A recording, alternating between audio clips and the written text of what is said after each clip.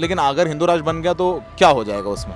उसमें क्या है जी, लोग शांति से रहते हैं हमारे में। तो हिंदू मुस्लिम का जैसे भी कोई भी विवाद होता है, हम वो उसी चीज़ को हम ज़्यादा सोसाइटी हाईलाइट करती है। हिंदू जो है मुसलमानों को घर देने में थोड़ा आनाकानी करते हैं।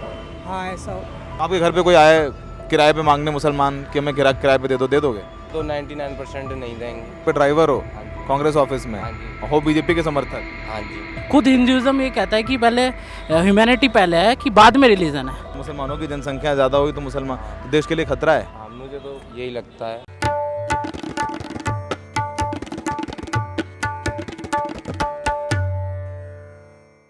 नमस्कार, द रेड माइक में आपका स्वागत है और स्वागत है आधुनिक भारत में। उस आधुनिक भारत में जहां हम चांद पर पहुंच रहे हैं, अंतरिक्ष में जाने की बात कर रहे हैं, लेकिन अब भी जात धर्म के नाम पर एक दूसरे को नीचा दिखाने में लगे हुए हैं, एक दूसरे पर लांछन लगा रहे हैं या कह दूं थूक रहे हैं। गुजरात, जहां से देश के प्रधानमंत्री भी हैं, जहाँ से देश के गृह मंत्री भी हैं, उस गुजरात में एक ज़िला है वडोदरा। वडोदरा ज़िले में एक सरकारी नौकरी करने वाली मुस्लिम महिला को मुख्यमंत्री आवास योजना के तहत एक municipal corporation, Vadodara municipal corporation की हाउसिंग सोसाइटी में घर अलॉट हुआ। लेकिन वहाँ के रहने वाले हिंदुओं ने, कुछ हिंदुओं ने, सब नहीं कहूँगा, विरोध कर दिया कि एक मुस्लिम को आप घर दे देंगे वहाँ पे तो माहौल ख़राब हो जाएगा। उस मुस्लिम महिला को वो फ्लैट में रहने नहीं देंगे। थाने में जाके कंप्लेन दे आए कि हमारी सोसाइटी में सब हिंदू रहते हैं, एक महिला रहेगी, हमारे यहाँ माहौल ख़राब होगा। ये किस भारत में रह रहे हैं हम? और ये बात क्या वडोदरा की है? ये तो अखबार में छप गई।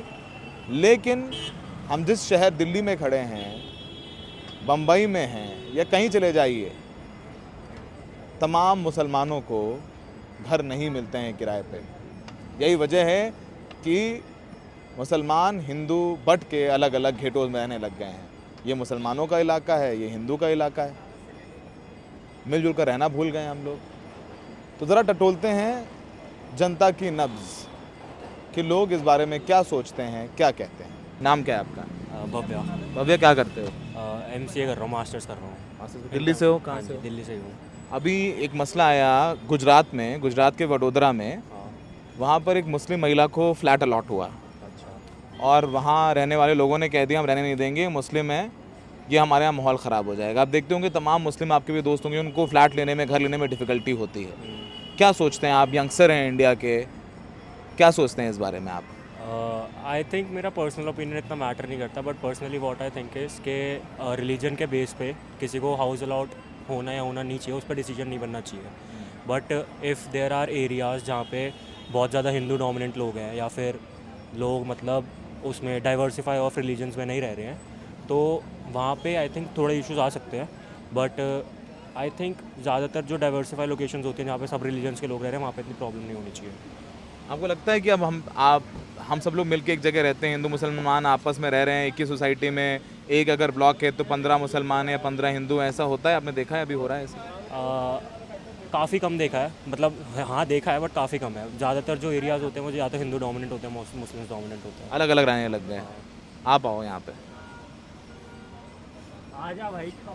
अच्छा, आप बताओ क्या हो गया, क्या नाम है आपका? मेरा नाम जितेंद्र सिंह रावत। बैठ जाओ, पकड़ लो, मैं पकड़ लो। कहाँ से हो आप?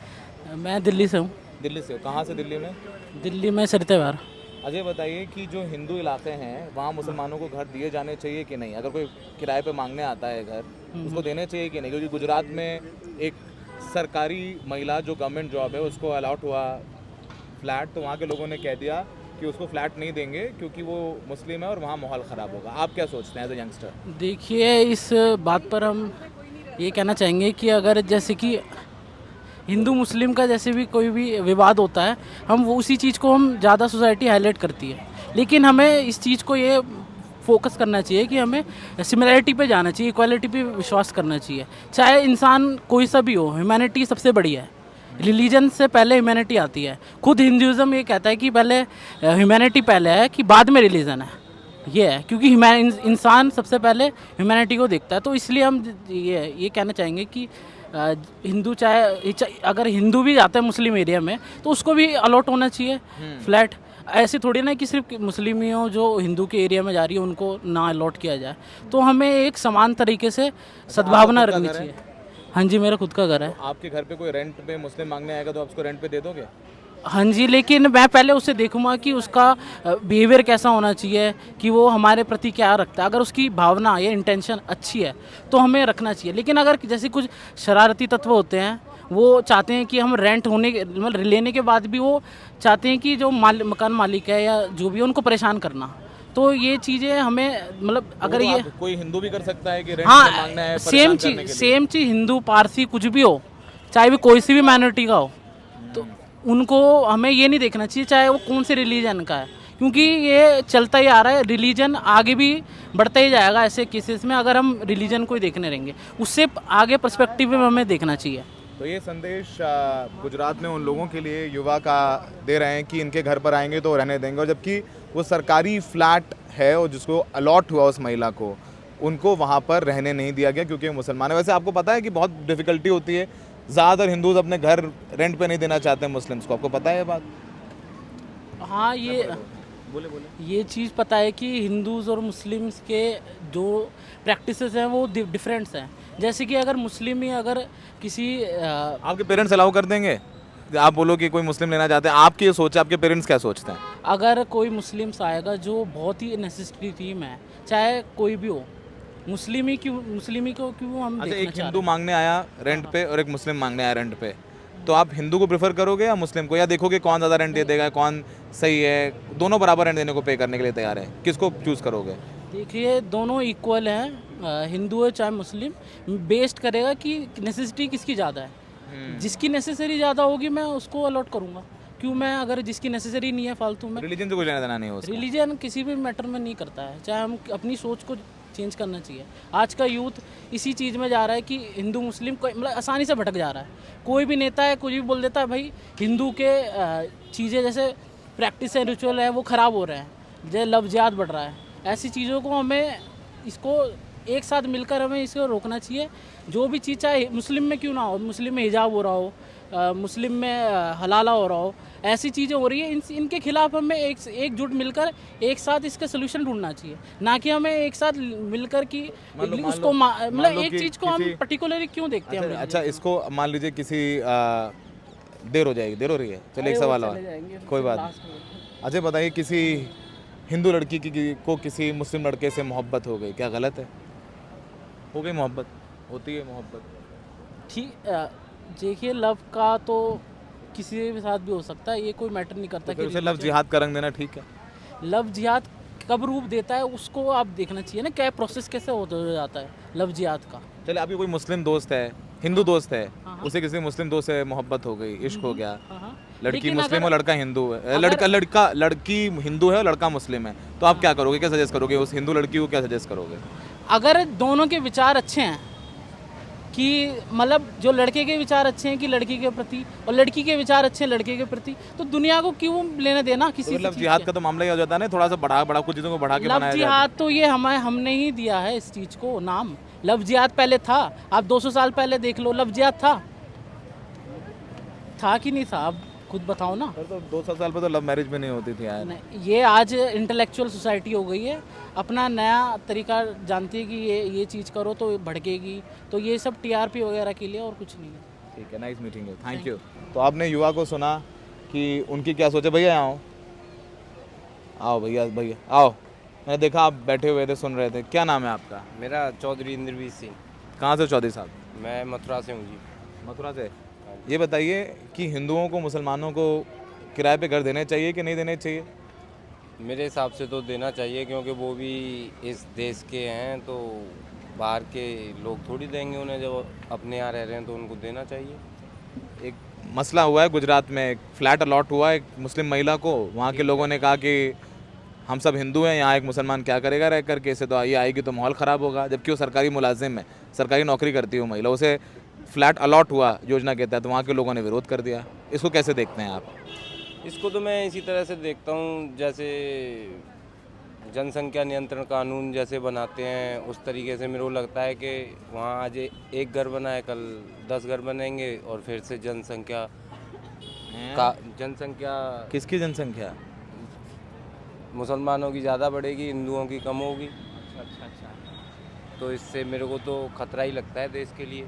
अगर मुसलमानों की जनसंख्या ज़्यादा होगी तो मुसलमान हाँ। तो देश के लिए खतरा है। हाँ, मुझे तो यही लगता है। कैसे? तो मैं अभी नागपुर गया था, नागपुर के आगे चंदरपुर शहर है, वहाँ से प्रत्याशी खड़े हुए थे।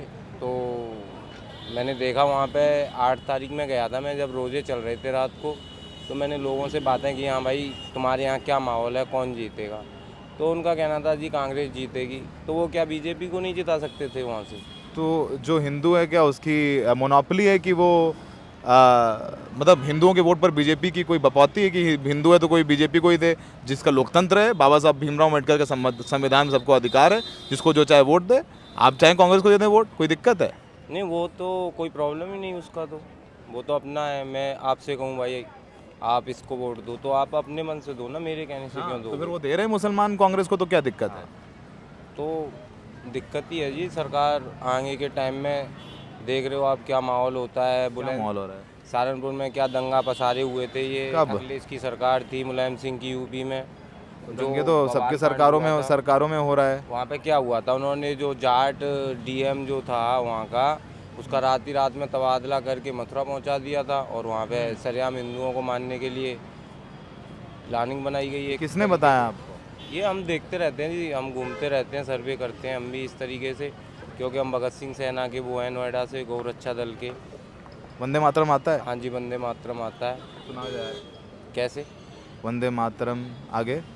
हाँ, वंदे मातरम ही आता है थोड़ा। आगे? वंदे मातरम सुजलाम सुफलाम। आगे?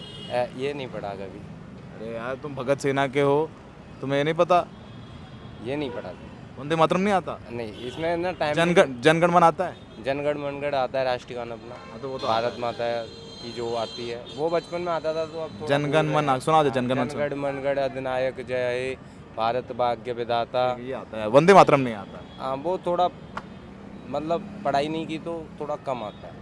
कम आता। वंदे मातरम सुजलाम सुफलाम हाँ, वंदे मातरम मलयाज सीचलाम शस्य श्यामलाम मातरम नहीं सुना? संस्कृत के थोड़े वर्डों में दिक्कत होता है भाई मेरे को बोलने। पता है आपको, ये वंदे मातरम हमारा राष्ट्रगीत है। हाँ जी, बिल्कुल है। महात्मा गांधी के बारे में क्या सोचते हैं आप? मेरा तो यही मानना है कि उस टाइम पे जो भी हुआ वो सही तरीके से होना था। जब आज़ाद देश हुआ था, तो जब सब कुछ क्लियर हुआ था तो क्लियर ही होता। यहाँ जो तो मुसलमानों को सबको पाकिस्तान भेज देना हाँ, चाहिए। बिल्कुल अलग हुआ तो फिर बंटवारा हुआ तो किस चीज़ का हुआ था? क्लियर ही होता उस टाइम, और अपना हिंदू राष्ट्र बनता अपना भारत।